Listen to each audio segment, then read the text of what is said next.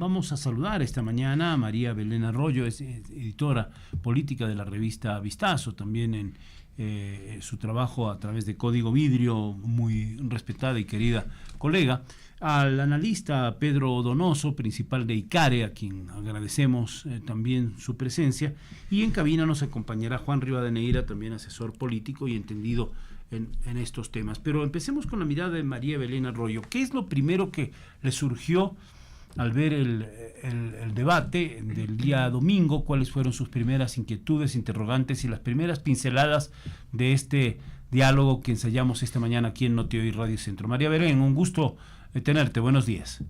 Gracias, buenos días, colegas. Gonzalo, qué gusto. Pedro y Juan, y a la audiencia tan amplia de ustedes, un gusto y un saludo. Lo primero que yo plantearía es, yo lo miré como un ejercicio de exposición, una vitrina que fue sumamente aprovechada por una candidata, por Andrea González de Sociedad Patriótica, ex binomio o ex compañera en la fórmula en la papeleta con Fernando Villavicencio en el anterior proceso.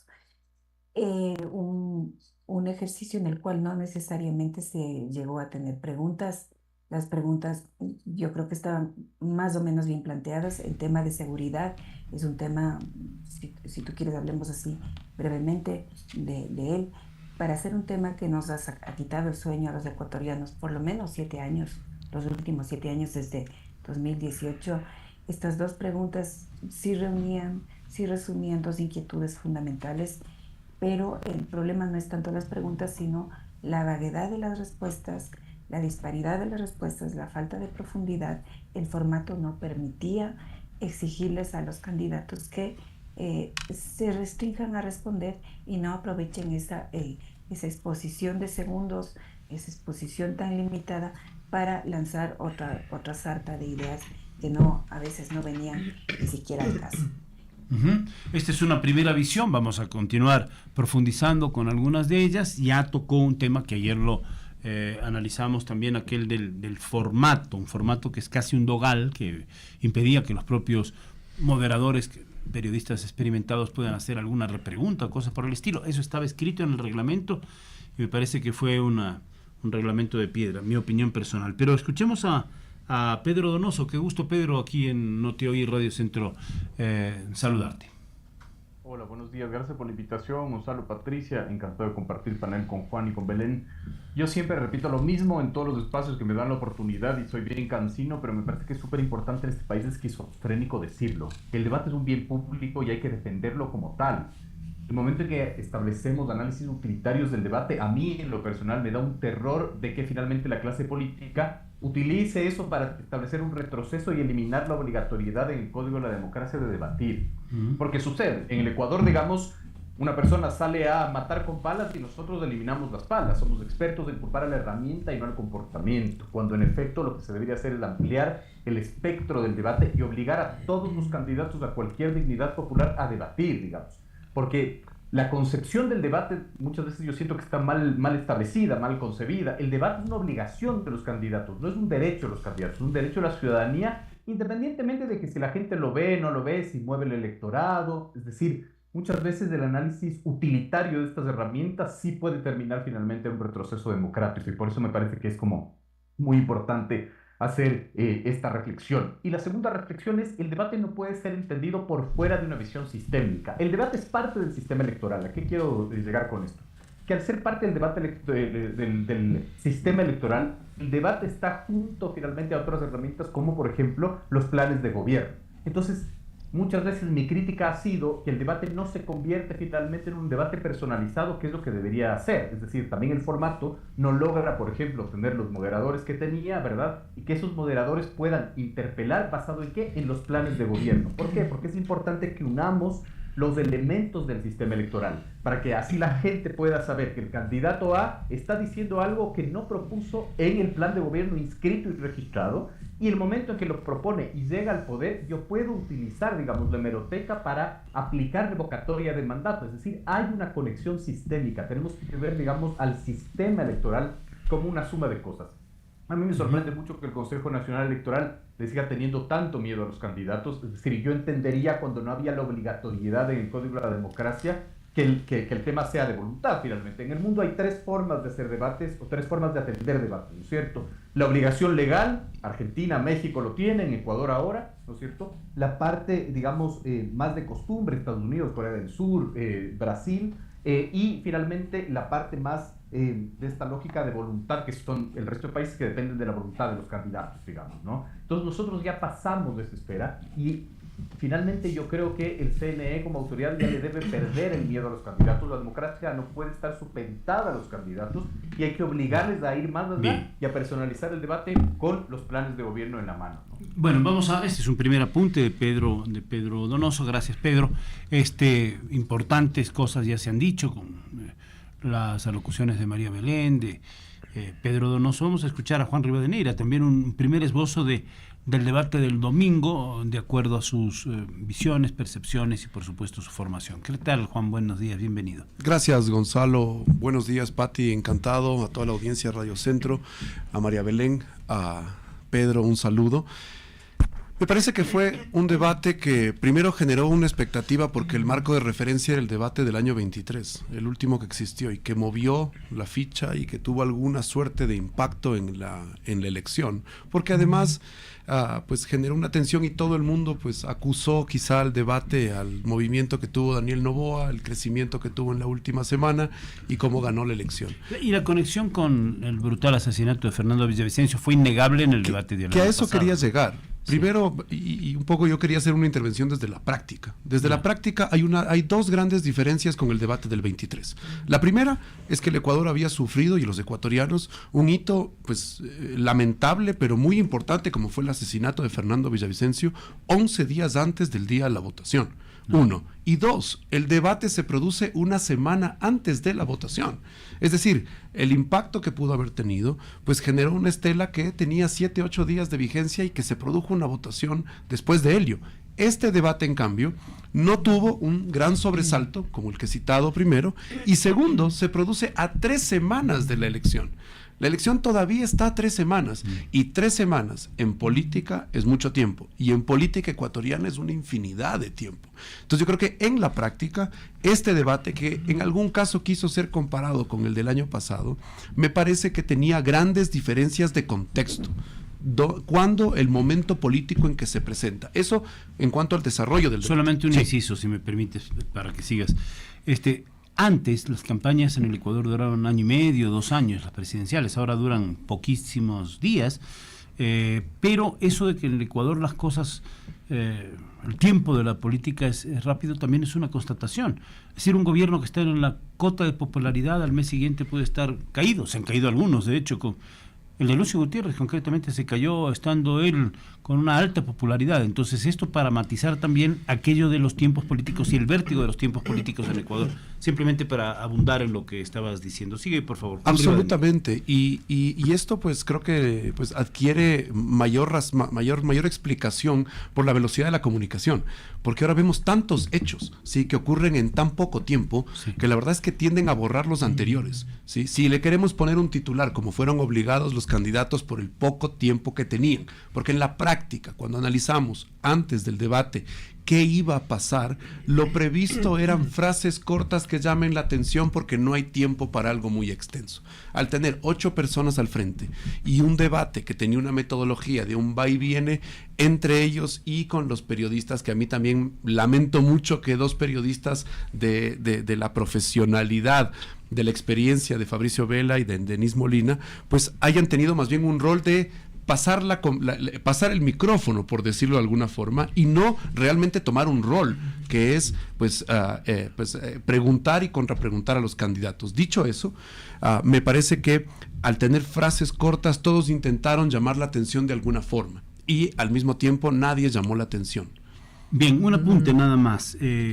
Pedro Granja había dicho al iniciar el debate que le había hecho un cálculo y iban a tener más o menos 5 minutos cada uno. Ayer alguien hizo cálculos, no pasaron de 8 minutos en total las intervenciones de cada uno de los candidatos. Esto como un apunte para seguir conversando. Estamos dialogando con María Belén Arroyo, editora política de Vistazo, Pedro Donoso, principal de ICARE, dedicado al análisis político, y también asesor y consultor Juan Rivadeneira. Patricia Terán, mi compañera. Sí, bueno, empecemos por María Belén Arroyo. Prácticamente lo que se vio es que es imposible que se dé un debate. O sea, esto no era debate porque eran 16 candidatos, dos grupos, de manera, a mí me parece compleja, porque el primer grupo, todas las preguntas, habíamos hablado el día de ayer, eran sorpresivas. Sin embargo, en el segundo grupo ya tenían hasta anotado, ¿no? Incluso había algunos que tenían cartelitos y leían lo que tenían anotado. Entonces, ¿cómo calificar? ¿Cómo decir fue algo positivo? Imposible presentar planes de gobierno en tan poco tiempo y con tan pocos, con tantos candidatos. María Belén, ¿ustedes creen que es posible que estos indecisos, estos jóvenes, después de este debate hayan podido tomar una decisión, tengan la película más clara o no necesariamente? Pati, excelente pregunta. Justamente, yo he escuchado a gente del grupo etario de mi hija. Mi hija está yendo a los 24 años. No es que yo he hecho el estudio ni cuantitativo ni nada, no, me ha contado, y me contaba en tiempo real. Nosotros estábamos viendo el debate con ella y ella estaba sumamente interesada y me decía, por error mandé una información a un chat de colegas, de compañeros de la universidad. Estaban siguiendo el debate. Creo que sí despertó el interés, y en mucha parte por lo que dice Juan acertadamente. Teníamos como referencia el más reciente debate, que tenía unas características extremas, sui generis, que se dieron en un contexto muy particular. En este otro era un poco más confuso el escenario, al tener el doble de actores políticos en escena. En el anterior, no se olviden que eran apenas 8, y el gran dilema era qué pasa con el binomio del candidato que fue asesinado. Fue Cristian Zurita, que esa era la exposición. Ahora tuvimos un recambio. El rol protagónico de Andrea González, yo insisto en eso porque siento que ella es quien pudo capitalizar esa exposición. Ahora se dieron respuestas concretas, yo no lo creo. La gente salió, como dice Pedro, este ejercicio no hay que suspenderlo porque le hemos encontrado fallas. Hay que encontrar aprendizajes y mecanismos para mejorar. ¿Cuál sería? Encontrar un formato, sentarnos ahora en caliente y decir, encontremos un formato para que efectivamente se ataque a los planes de gobierno y nos hagan saber que el candidato de cierta tendencia, por ejemplo, está hablando de pena de muerte, está hablando de llenar a los cárceles para ciertos delitos y cementerios para otros. ¿Eso se convive con las teorías vigentes sobre derechos humanos o eso es una forma de populismo penal? Eso es solamente aprovechar el nivel de temor que tenemos los ciudadanos frente a la inseguridad cuando somos uno de los países más violentos de la región y decir, bueno, aprovechando ese miedo, esa paranoia, alguien llega y busca el voto ofreciendo unas medidas extremas que realmente no van a ser la solución, sino que van a generar un ambiente de mayor violencia. Y me refiero de algo que se habló ahí como como una propuesta que nosotros calificamos, eso es una expresión de populismo penal. Claro, ameritaba la repregunta y yo creo que lo aprovechó un candidato ahí, que además, hay que decirlo, fue presidente de la Corte Nacional de Justicia y le dijo, ¿cómo va a llenar un cementerio usted de los violadores y asesinos si no es con pena de muerte? Entonces, yo creo que ese es un momento en que se llegó a hablar de un punto de fondo, de una propuesta de fondo. Pero yo identifiqué apenas de ese momento. El resto se quedaba más bien en la superficie, pero el objetivo en última instancia de un debate es que nos estemos planteando en espacios como este, al que saludo, y por eso estoy aquí y agradezco que los colegas, los compañeros del panel porque la ciudadanía tiene derecho a debatir, a seguir escuchando y a informarse y decir, este debate debe darse en las familias, trasladarse de la plataforma de lo que escuchamos, de ese escenario que vimos con su iluminación, su producción, y pasarse a los espacios de amigos, de familia, para aprovecharnos de la discusión, apropiarnos y decir, ¿vale la pena de muerte? Eso está fuera del contexto. Claro, Eso algunos puntos de María Belén se quedaron ahí en el limbo, ¿no? Porque deberían haber profundizado los candidatos, pero no tenían la posibilidad. Ahora, Pedro, nosotros sabemos que es importantísimo un debate. Dice María Belén cambiar el formato. Preguntamos el día de ayer a algunos analistas también, ¿es posible hacer un cambio, una reforma al Código de la Democracia? Es decir, que no hayan tantos movimientos, partidos políticos y que no haya tantos candidatos, porque sería quizá... No, yo sé, me refiero para las próximas elecciones, ¿será posible? Que te corte, Pati, pero yo sí creo, no soy jurista ni mucho menos, que por lo menos para el debate de segunda vuelta debe haber un cambio de reglamento, evidentemente, frente al fracaso de este formato. Opinión personal, pero no sé. Bueno, en este formato, en la segunda vuelta habrá 2 candidatos, lo cual será más fácil de manejar. Pero hay que hacer algo para que sea útil. Así es. ¿Qué pasa, Pedro, con que se viene en camino y con el futuro? Bueno, por suerte se hizo el debate de vicepresidentas y se demostró que puede haber un formato con ese número de candidatos. Es decir, el problema también del Ecuador es que siempre es un problema cuantitativo y nunca cualitativo. Yo creo que si hay voluntad de la autoridad, hay cómo hacer un debate real finalmente. El debate es la radiografía de la sociedad como somos, con un terror a la confrontación, no sabemos conflictuar, nos da miedo el conflicto. El conflicto es sano, el conflicto es debate finalmente. Lo que pasa es que hay que saber conflictuar. El insulto no es conflicto, digamos, claro, ¿no? Entonces, uno regresa a ver el formato que hizo una universidad guayaquileña en el debate para vicepresidenciables y va a ver que es perfectamente factible, digamos, ¿no? Con 2 moderadores que eran finalmente actores en ese debate, ¿no es cierto? Con cifras, repreguntando a los candidatos, relacionándolos con el plan de gobierno, ¿no? Es decir, hay una gran diferencia entre un debate y un espacio político contratado, ¿no es cierto? Ese debate, el de vicepresidentas, fue un debate, este de presidenciables fue, digamos, un espacio político contratado de los presidenciales. Es decir, hay cómo tener metodologías, digamos. En el mundo hay una red internacional de debates, hay muchísimas experiencias. Evidentemente este es sui generis, ¿no es cierto? Con tantos candidatos, digamos, o sea, de paso, además, el tantos candidatos es una apreciación netamente subjetiva, porque no hay un indicador real en la ciencia política que te diga si es mucho o es poco candidatos. Lo que sí hay es un indicador que relacione el número de habitantes con número de movimientos, eso es distinto. Pero si en el Ecuador hay 16, 17 movimientos nacionales, es normal que haya 16, 17 candidatos presidenciales, ¿no? Pero más allá de eso, lo que siempre digo yo es que el formato hay cómo verlo, con mucha creatividad, pero además con mucha experiencia, digamos, ¿no? Hay formatos, hay una red internacional de debates que sí nos puede dar pautas finalmente para hacerlo. Lo que pasa es que no creo que va por el número de candidatos, va por este terror, diría yo, de la autoridad electoral a los movimientos y partidos, porque siguen poniéndoles a ellos finalmente como los que ponen el punto sobre las 10 y no es así finalmente. Es decir, yo creo que el concepto es el problema, el concepto del debate como bien público y no como herramienta para que los candidatos se promocionen, son cosas distintas. Sí, Juan, ¿qué opinas? Me parece que volver a lo que pasó el día domingo para ayudar un poco, y creo que estos espacios precisamente son para que mucha gente pueda pues procesar lo que ocurrió el día domingo. Me parece que la división de los dos que estarían primeros, Luisa González y el presidente Noboa, sí provocó pues menos atención también de alguna forma, pese a que Gonzalo ya hablaba de quizá un récord de rating que habría ocurrido según Cantar. Pero lo cierto es que me parece a mí que el atractivo inicial era ver al presidente de la República. Creo que aquí no hay un tema de simpatía o antipatía, simplemente es un actor, quizá el más pesado en ese momento, que tuvo una participación, en mi opinión, bastante cauta, por decirlo de alguna forma, ¿sí? Quizá un error que muchos quieren acusarle respecto a los nombres de los chicos de las Malvinas, me da la impresión que finalmente no termina siendo un tema que va a descarrilar una candidatura. Ni se llevó la conversación del post-debate, ¿no? Ni por ello. Pero estuvo ahí. Sí, no, ocurrió, sin duda. Sí.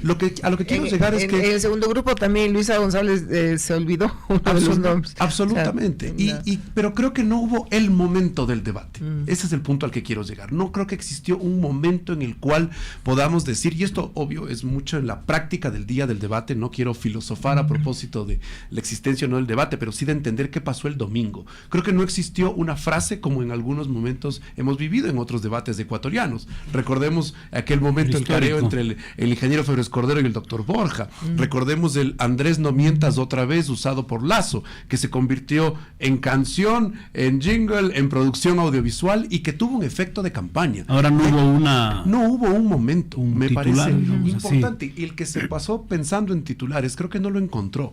Incluso porque todos los candidatos quisieron generar un titular. Y lo siguiente, que es importantísimo, es lo que ocurrió el día de ayer. Porque el evento más importante en el planeta el día de ayer fue la posesión de Donald Trump.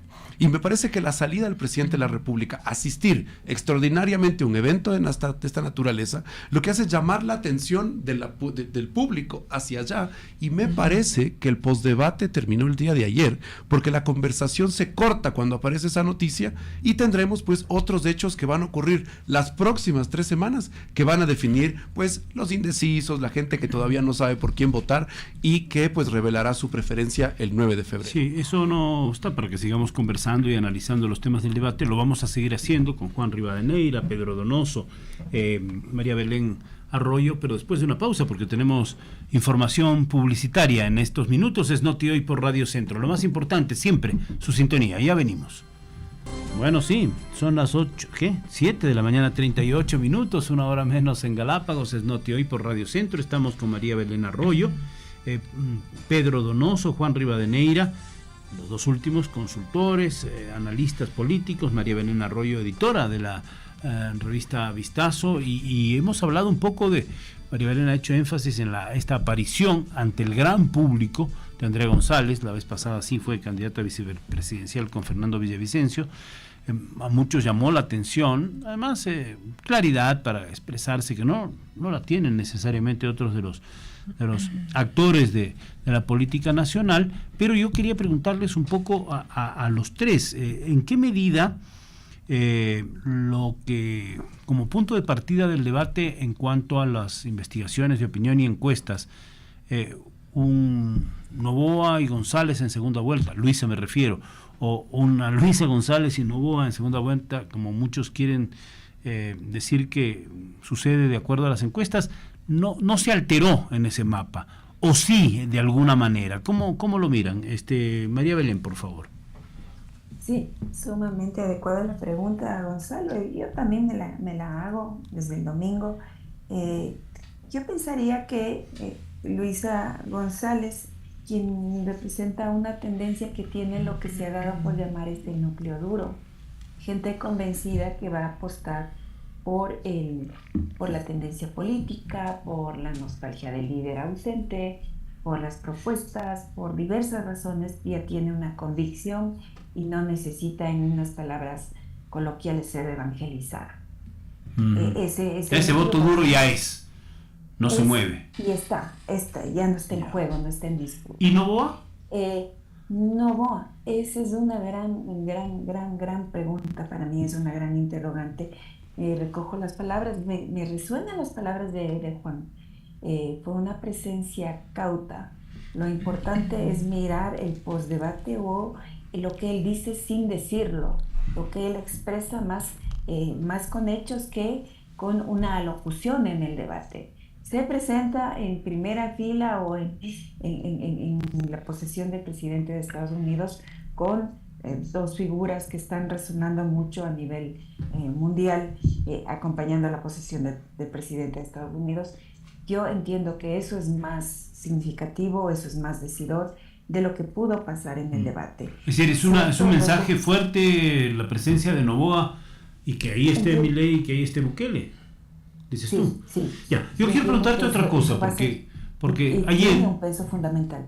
Ayer en Teleamazonas, y aquí nosotros sí citamos los medios donde se dicen las cosas porque es lo que hay que hacer, otros medios no lo hacen. Ajá. Ayer en Teleamazonas, Milton Pérez entrevistaba a Luisa González, y Luisa sale proponiendo a Noboa un debate antes de las elecciones. ¿Qué lectura podría tener eso? ¿Por qué una candidata que, de acuerdo a la Revolución Ciudadana, está primera en sus encuestas, le propone un debate al candidato presidente? ¿Qué lectura podrías sacar de esto? O si sacamos alguna, ¿significa algo eso? No sé, ¿qué te parece? O es campaña. Además, bueno, Milton Pérez le dijo, aquí está la casa, ¿no?, para hacer el debate. Exacto. Sí. A ver, María Belén. Sí, precisamente. Corríjanme, pero yo entiendo que antes de la segunda vuelta, del ejercicio en segunda vuelta, debería haber esta nueva Sí. No, pero Luisa le propone antes de la primera vuelta, ¿verdad? Antes. Eso sí es un tema que me Sí, parece interesante. Porque ¿Por está qué? buscando capitalizar y reforzarse ante este segmento de electores, es la Ya. pregunta.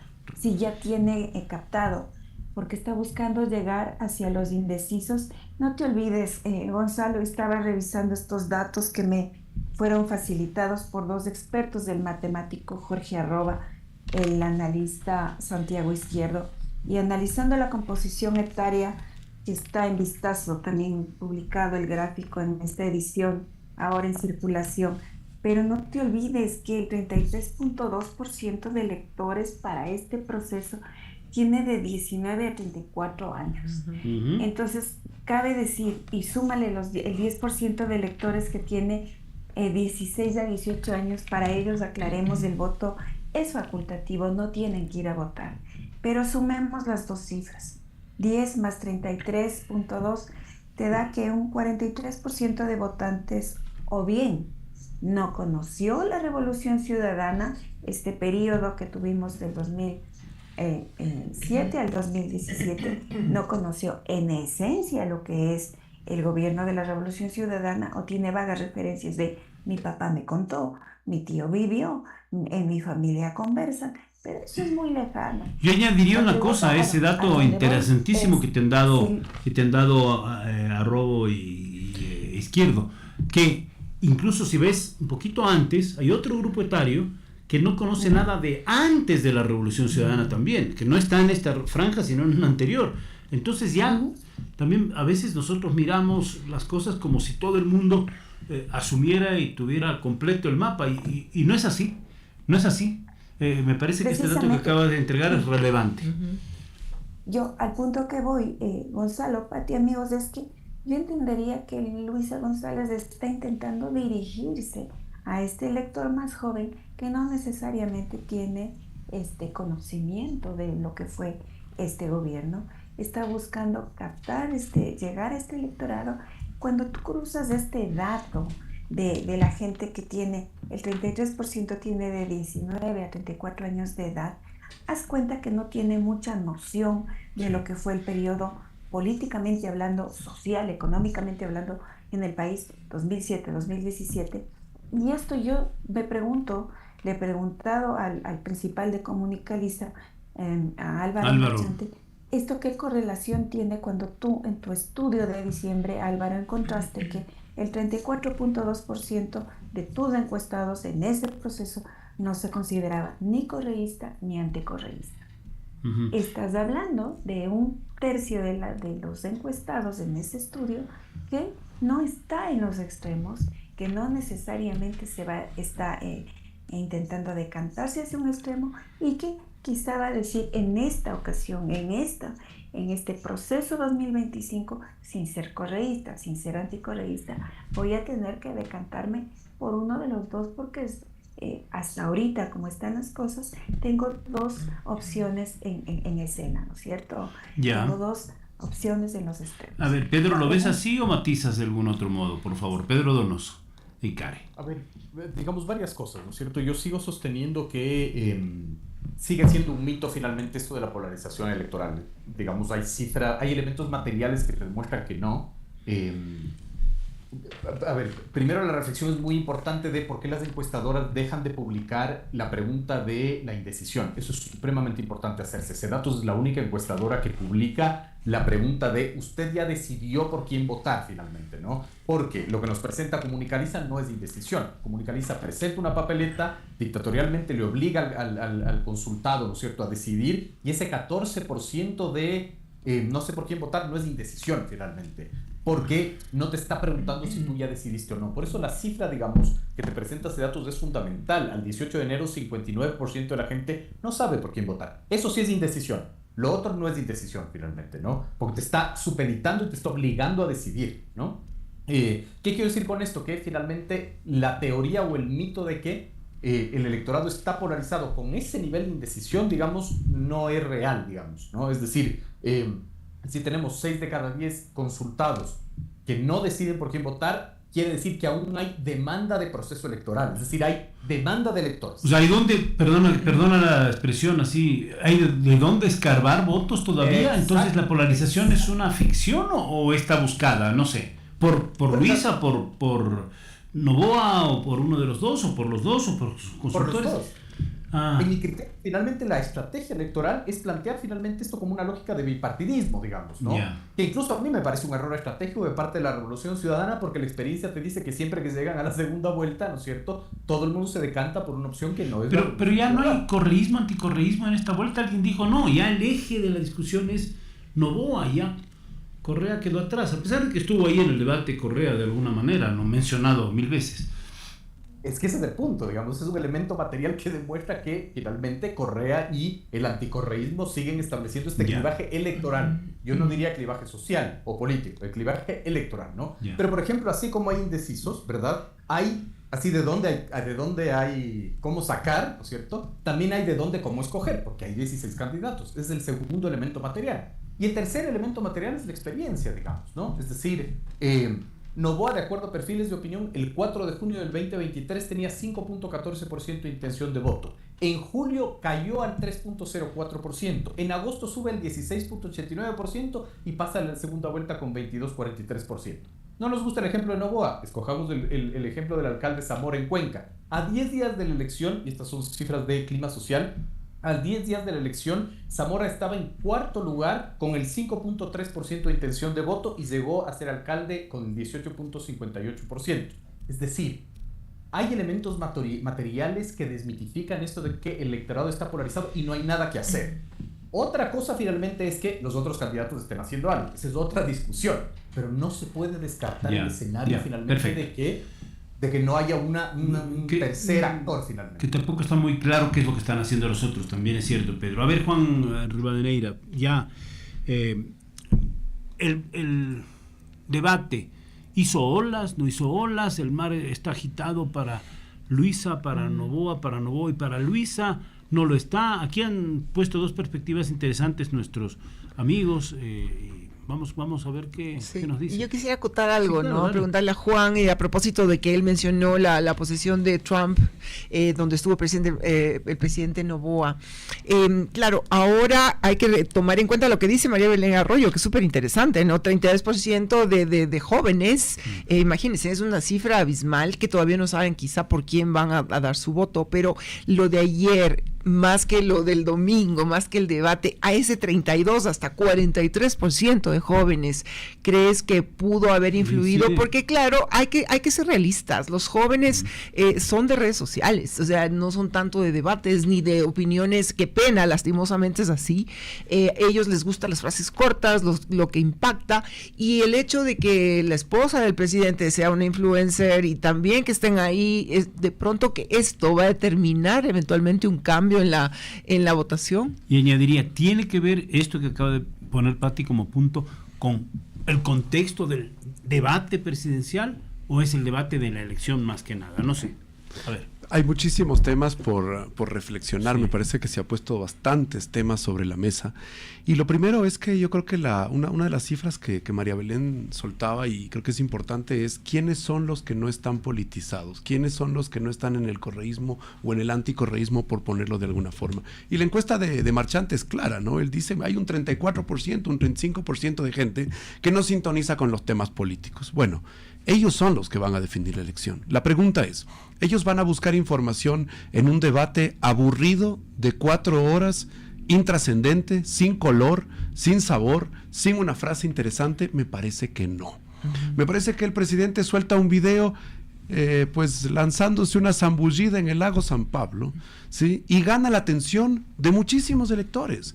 ¿Sí? Si es que hay personas que dirían que esto es banalizar el análisis, creo que no están viendo los hechos por los cuales mucha gente hoy toma sus decisiones, y es a partir de las imágenes que ve, no de las palabras que escucha.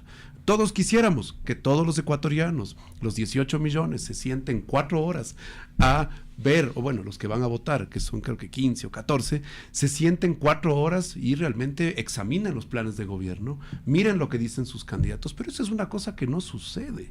Hay muchos casos en que los candidatos no leen su plan de trabajo. Tanto no sabían que muchos tuvieron que leer las preguntas que hicieron. ¿Sí? La lectura, lo que nos quedó claro también en el debate es que hay una capacidad de lectura de algunos candidatos que se ha desarrollado a lo largo de su vida, porque muchos leyeron lo que tenían al frente. Recordemos, en los debates, por ejemplo, en Estados Unidos, tú tienes la única posibilidad de entrar con una hoja en blanco y con un lápiz.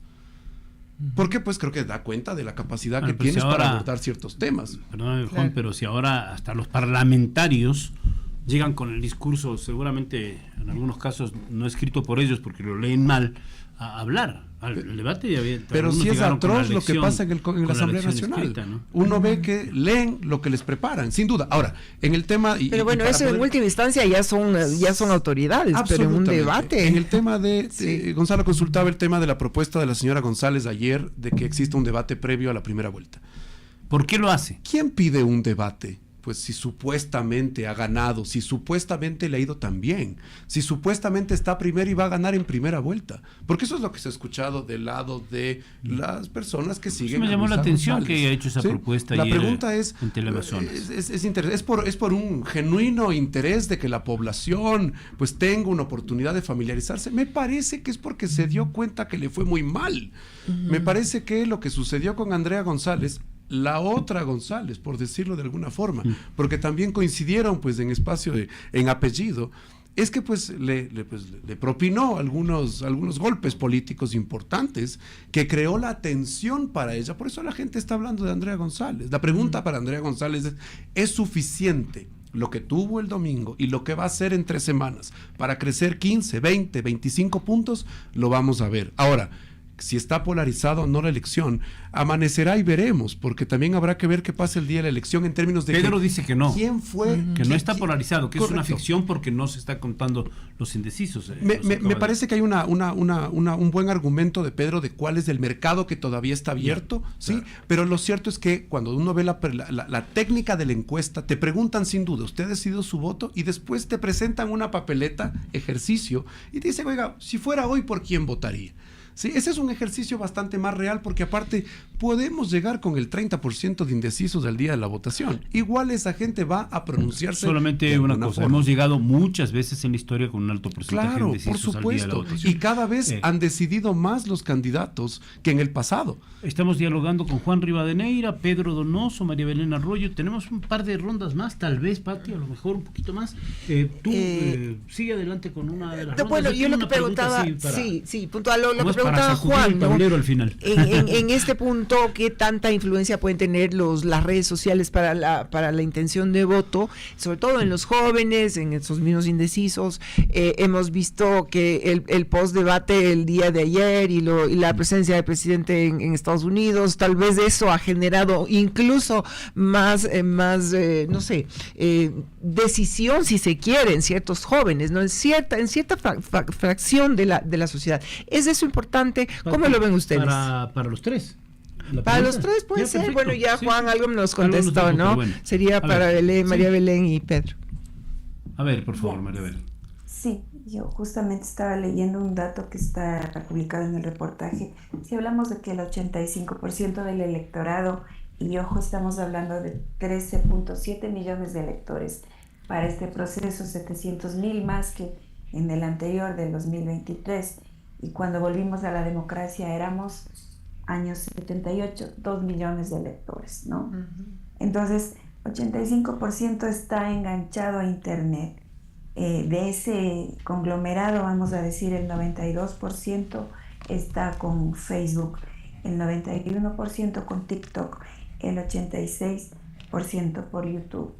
Ahí pueden entender por qué se ve una candidata que hace una especie de salto magistral para subir a un caballo, es una especie de Avenger, y es una candidata a la asamblea. Y en ese un escenario quiero incorporar a la conversación este elemento que para mí también sí es un ruido, la cantidad de actores, como 2.200 candidatos en escena, esta vez serán más asambleístas a ser elegidos, casi un centenar de los hoy asambleístas buscan la reelección. Sí. Y sin embargo hemos tenido una asamblea con casi un tercio, 29 asambleístas han practicado estos estos ejercicios de transfugismo político que son los camisetazos. Y de los 15 nacionales, 9 están buscando la reelección a la Asamblea. Pienso que todo eso genera enorme ruido hacia el elector. No dejemos de ver que no solo está en disputa el tema del Ejecutivo, la presidencia, que también estamos hablando de un tema legislativo. La gran pregunta es, entonces, si estamos hablando de dos figuras que están punteando para la presidencia, estas dos figuras van a llevar al legislativo. El mensaje de cierre del presidente candidato Noboa fue ese: voten por mi lista, voten por mis asambleístas. Yo no escuché que nadie más lo hizo. Exacto, así. ninguno de Claro. los otros candidatos. Si ahora hacemos una encuesta este rato, si tuviésemos esa capacidad y le preguntásemos a nuestros oyentes de Noti Hoy, candidato de qué partido es fulano de tal, salvando uno o dos que ya están muy instalados, yo te apostaría que la mayoría no acierta.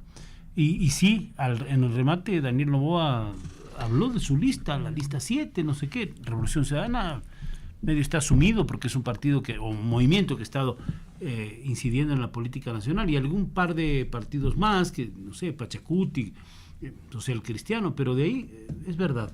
A ver, Pedro, con esta inquietud de Patti, ¿cómo es el tema de la conversación, de las redes sociales? ¿Cómo se canaliza en estos días finales? Por favor.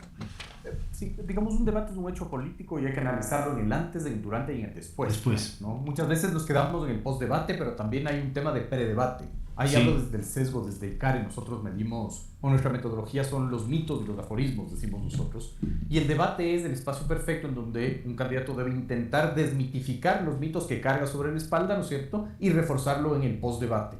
Porque al debate nos llegan virginales los candidatos, tienen una carga mítica finalmente, ¿no es cierto? Es decir, hay mitos sobre su gestión, ¿no es cierto? Tiene que ver con su identidad, etc. Creo que las redes sociales, digamos, no son ni más ni menos que otro escenario, ¿no? Ojo, Pedro, solamente un apunte. Hay mitos construidos desde la sociedad, pero hay mitos que los asesores de campaña mismo construyen para fortalecer algunas de las, digamos, de las bondades, de la manera de ser, de la personalidad del candidato como un punto fuerte, ¿no?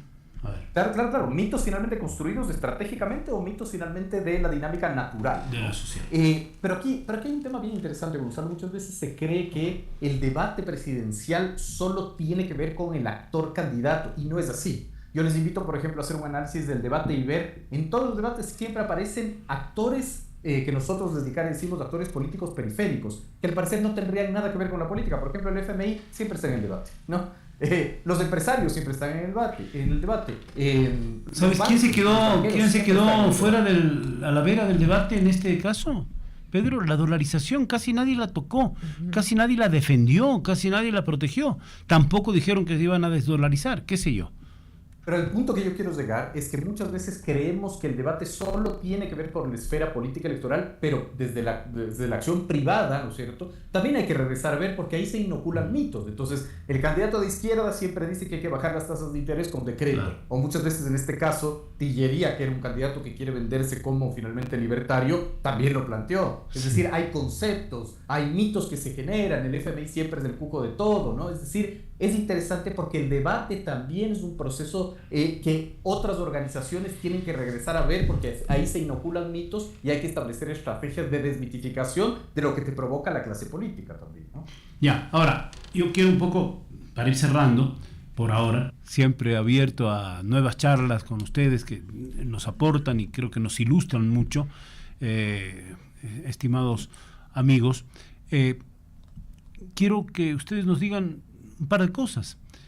¿Estamos en el postdebate y el postdebate se va a comer un buen tiempo de esta semana o no? Como planteaba Juan, que hay un punto de ruptura, por ejemplo, en esto de la presencia de Noboa en Washington, en la, ¿cómo le llaman? En la inauguración del 47º mandato de Donald Trump. Estamos en el postdebate, ¿y qué debiera pasar? Y esta pregunta lo suelo hacer y a ustedes se les he hecho, por lo menos a algunos de ustedes. ¿Qué tiene que pasar de aquí hasta el 9 de febrero para que el mapa electoral se vaya acomodando, se vaya clarificando y lleguemos al resultado final. ¿Qué podrían hacer incluso? Desde la imaginación, desde los estrategas, desde los planes de campaña, para que todo este mapa vaya acomodando sus piezas? Por favor, María Belén. Bueno, a mí me parece crucial el desempeño del tema eléctrico en las siguientes semanas. Ya hemos visto, no estamos frente a un tema de un clima estable, no podemos sujetarnos a la variable cambio climático, las lluvias nos acompañan. Me parece fundamental, no es el tema de comunicar, es que a la gente le ha dolido en el bolsillo y le ha afectado la cotidianidad el tema de los apagones. Y pienso que algo que puede cambiar radicalmente, digamos, el tablero o el escenario, es una situación que se fuera de las manos respecto al tema provisión de electricidad. Ahora, por el contrario, esto tiene un correlato. Si es que se da una señal contundente de si con tales acciones A, B, C, D estamos garantizando el flujo o la provisión de energía para los siguientes años, eso me parecería que es fundamental.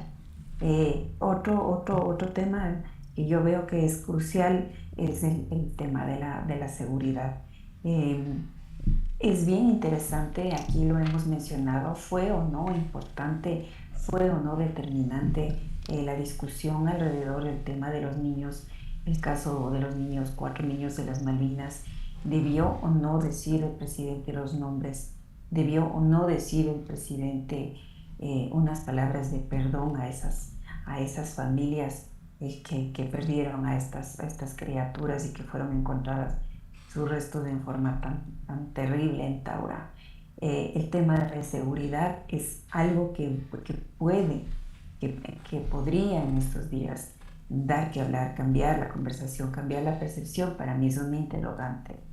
El hecho de que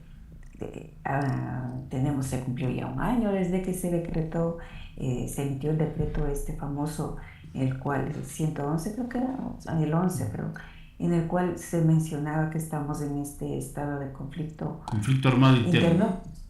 Y de la identificación de estos objetivos de estas organizaciones como narcoterroristas.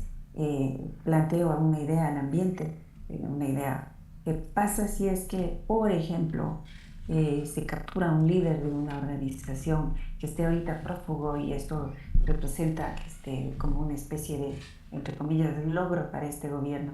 Mucho puede definir a favor y en contra para Daniel Noboa lo que pase. Sí, es un tiempo largo que falta, no son pocos días, mucho puede pasar, pero asimismo a favor y en contra puede pasar. Yo me he atrevido a esbozar solo 2 elementos, seguridad y electricidad. Gracias, María Belén. A ver, Pedro Donoso, por favor. Finalmente que la violencia otra vez sea el gran elector, ¿no? Es decir, ojalá me equivoque evidentemente, pero no creo que es un escenario tan descabellado. Finalmente, así como la violencia fue clave en el 2023, ¿no es cierto? Yo no descartaría que, digamos, suceda algo. Creo que hay que dividir en 2, lo que tienes control y lo que no tienes control. Lo que no tienes control es mucho más grande, ¿no es cierto? Y sí podría marcar un antes y un después. Sin embargo, digamos... Un hecho violento fortuito o quién sabe si está preparado, no sé. Pero tú dices, podría cambiar el rumbo de los acontecimientos. Yo creería que sí, digamos, es una probabilidad alta, ¿no es cierto? Nosotros manejamos como probabilidades para construir escenarios, pero de la pregunta es qué deberían hacer los candidatos. Claro, el problema es que los candidatos seguramente van a creer, porque el mito de que Noboa ganó la primera vuelta del 2023 o pasó a la segunda vuelta del 2023 por el debate, está ahí. Entonces todos los candidatos dicen, yo en el postdebate ya gano algo de lo que no he hecho antes finalmente, ¿no? Creo que es absurdo pensarlo así, pero claro, ¿qué finalmente deberían hacer los candidatos? Lograr una síntesis entre su identidad y su proyección, ¿no es cierto? Es decir, estas 2 semanas, digamos, de proceso eleccionario, a la larga tienen que diferenciarse, tienen que establecer, digamos, un posicionamiento identitario. Eso no se hace en 2 semanas, entonces los que ya han hecho, digamos, ese trabajo podrían reforzarlo más para de una u otra manera tener algún tipo de espacio, digamos, en esta lógica, ¿no? Y a la larga lo que está en disputa, creería yo, es la legitimidad del anticorreísmo. Lo vimos en el debate, es decir, Andrea González, ¿no es cierto?, un poco entrando a codazos a debatir la legitimidad del anticorreísmo, decir yo soy la verdadera anticorreísta y, digamos, dándose de codazos con el presidente Noboa y Henry Cucalón, digamos, en ese sentido de ocupar ese espacio. Sí, bueno, particularmente no lo vi a Noboa tan entusiasmado en una pelea directa con el correísmo, pero es mi opinión nada más.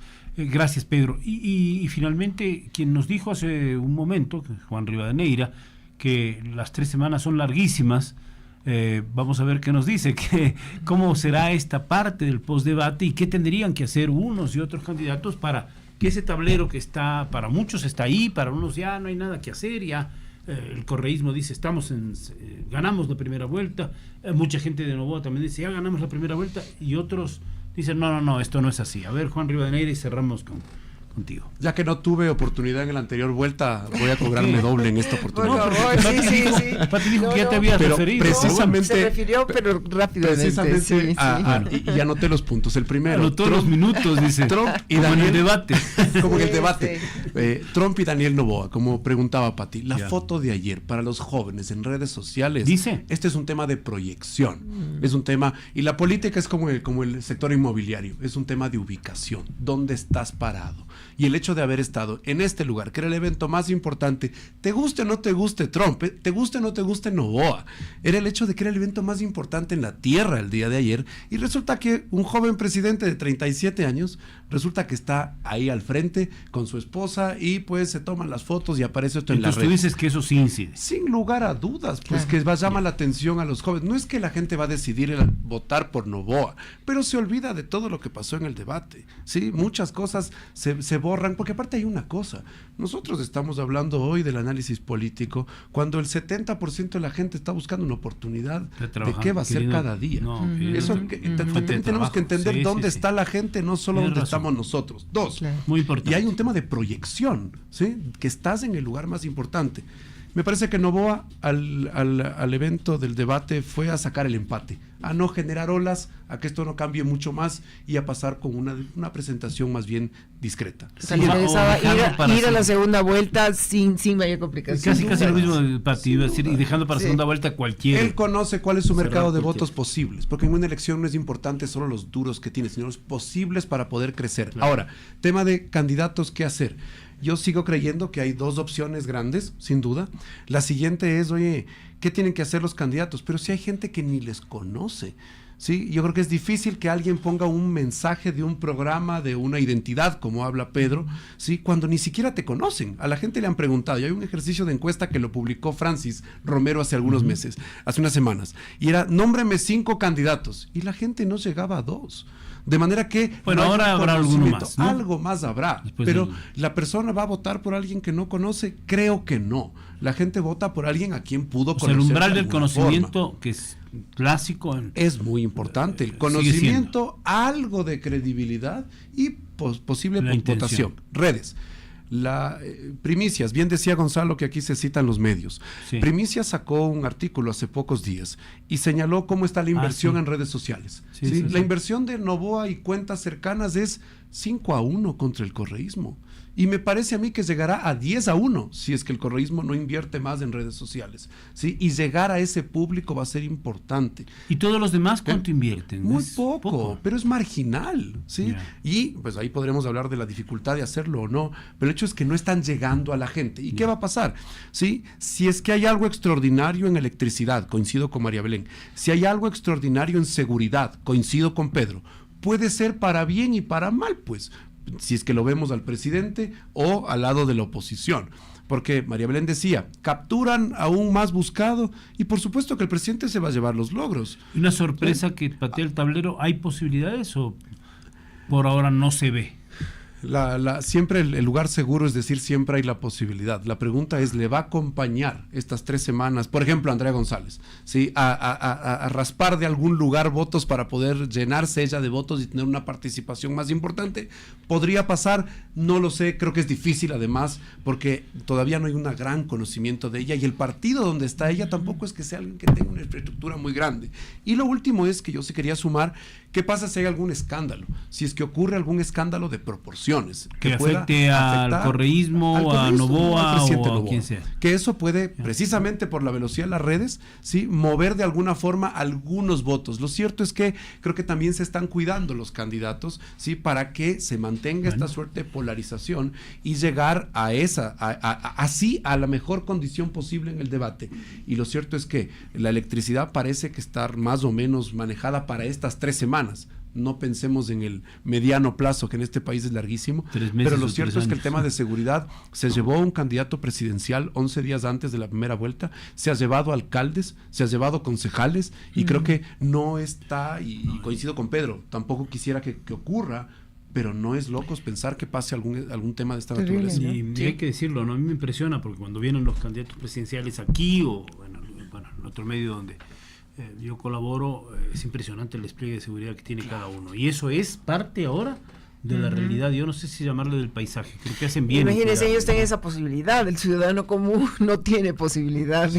de estar tan resguardado. Es verdad. Algo que nos faltó, pero que ya no tenemos tiempo, es analizar qué es lo que va a pasar con la Asamblea Nacional, ¿no? ¿Cómo será? Pero ¿Cuántos? tendremos eso- tiempo en el futuro. En el futuro, Sí, por supuesto para que ver cómo sí. está ese A ver si mapa. está polarizada también. Y la gobernabilidad, que es fundamental, con una asamblea. Yo quiero saludar el aporte de María Belén Arroyo, periodista respetada y desde luego con mucho fundamento, de Pedro Donoso, un analista político en ICARE, de Juan Rivadeneira, que creo que ya se desquitó con lo del tiempo que nos reclamó hace un rato, y a los tres, por supuesto, su aporte muy valioso.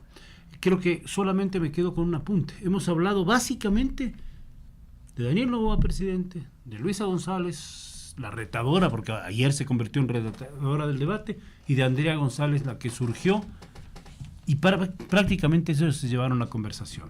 Ya ni qué decir incluso de todos los memes y de algunas otras ideas que sí surgieron, aunque sea chispazos, en este debate presidencial. Les agradezco a los tres, por supuesto, y a mi compañera Patti por creo que haber tratado, hemos hecho todo el esfuerzo para enriquecer a esas conclusiones que están en manos de nuestros oyentes, de la gente que sigue Noti Hoy a través de Radio Centro. Gracias a todos, un buen día.